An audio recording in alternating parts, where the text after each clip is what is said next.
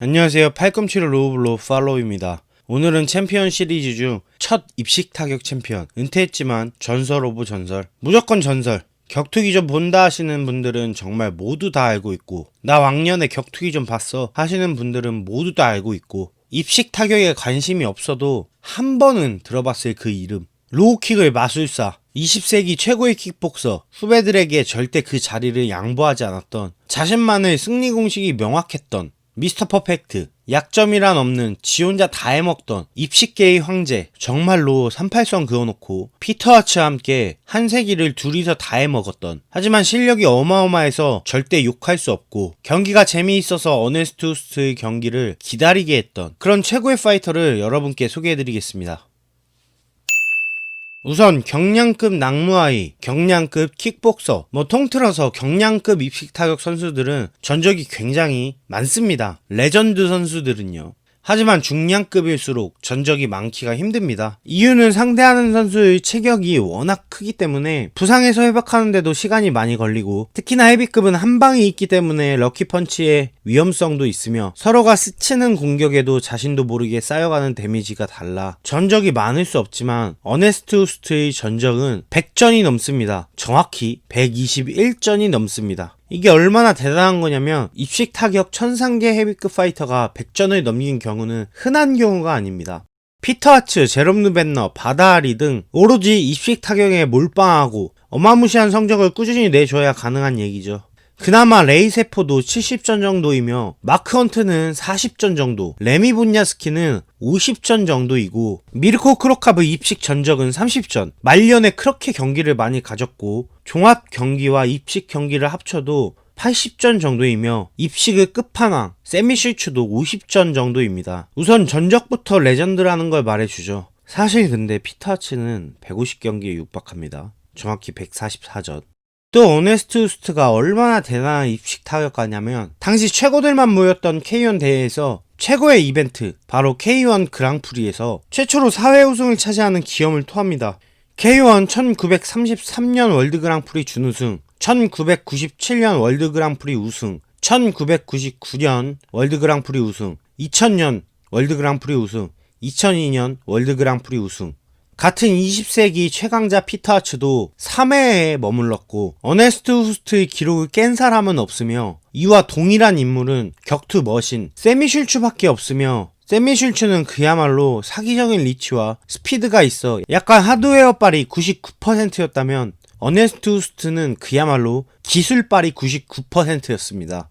어네스트 우스트의 국적은 입식 타격 최고의 선수야? 하면 대표적으로 일본, 네덜란드, 호주 등 여러 국가가 있지만, 네덜란드 대표 킥복서이며 특히나 수리남계 네덜란드인으로 바로 감정이 거의 없는 게임 플랜에서 나오는 완벽에 가까운 상황 판단 능력과 얼마나 연습을 많이 했는지 어떤 상황에서도 그에 맞는 지능적인 전략이 맞춤형으로 준비되어 있어서 어네스트 우스트를 이기는 건 매우 힘들었고, 어네스트 우스트의 121전 99승 21패 1무효라는 엄청난 전적에는 피터 하츠, 제롬 루벤너, 레이 세포, 크로캅 등 당시 강자들이 질비했고, 이 정도의 천상계 레벨의 파이터들조차 냉정할 정도의 지능적 파이팅을 넘지 못했습니다. 우리나라 경연 프로그램에 나와 한때 유행했던 부자 아니면 가난을 이겨낸 참가자가 탑10 안에 든다 라는 말이 있었는데, 이 중 수리남계의 네덜란드 운동선수들은 후자에 속하며 가난을 운동으로 역전해야 하는 숙명이 있었고, 그 중에서도 특출난 선수들만이 살아남았습니다. 어네스트 우스트도 마찬가지로 10대 중반쯤 킥복싱 대회를 전전하며 이미 20전이 넘는 전적을 쌓았고, 대부분이 KO 승리일 만큼 엄청난 천재성을 보여주는 게, 어네스트 우스트 파이팅 자체와 그의 스탠스는 절대 펀치의 파워가 극도로 발달한 하드 펀처와 다르고, 또 그들의 펀치력을 따라갈 수 없으며, 후스트가 능력치 중 펀치력에 능력치를 투자한다면 자신의 여러 장점 중 포기해야 할 능력치가 너무나도 많기에 펀치력은 인류들 사이에서는 정말 약한 편이지만, 아마추어 혹은 주변 국가 레벨에서는 펀치력도 넘사였나 봅니다. 아니, 펀치력이 넘사라기보다는 정확히 말해서 그 이전 상황에서 워낙 잘해서 펀치력이 엄청나 보인 거겠죠.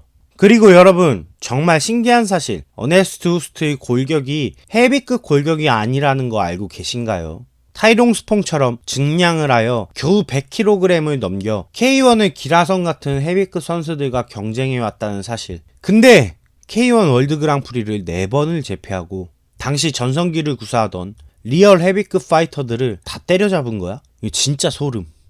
원래 모든 일에는 장점과 단점이 공존하는데 너무 억지스러운 증량은 오히려 단점이 많습니다. 하지만 증량에 성공한, 아니죠. 어네스트 후스트 입장에서는 헤비급에서 뛰기 위해서는 완전한 증량보다는 오히려 도박을 할 필요가 있었습니다.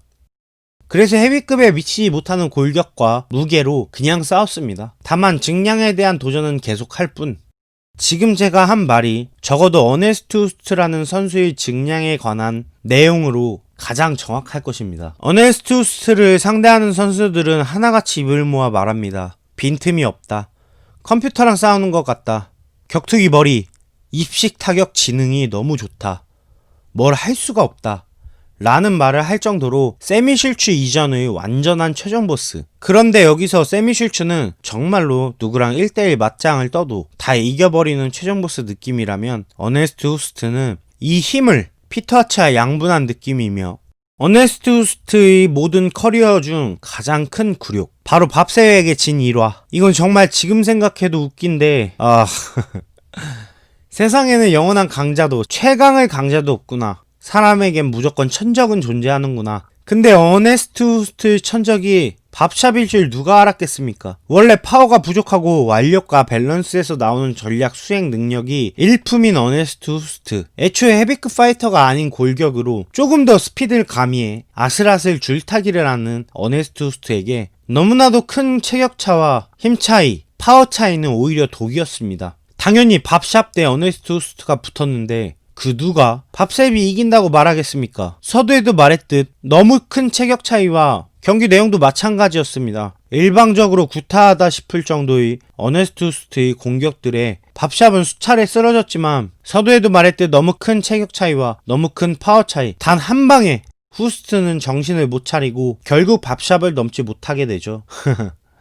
리벤지는 후스트 은퇴 후 밥샵과 프로레슬링으로 벌였다는데 아이고. 어쨌든 20세기 최종 보스이자 피터 하츠와 한 세기를 양분했던 로우킥의 마술사. 유이왕의 블랙 매지션이 있다면 K1에는 블랙 로우킥 어네스트 후스트가 있었습니다. 오늘은 챔피언 시리즈이기 때문에 어네스트 후스트의 파이팅 스타일에 대해서는 최대한 그 내용을 자제했습니다. 모두들 제발 코로나 조심하시고 13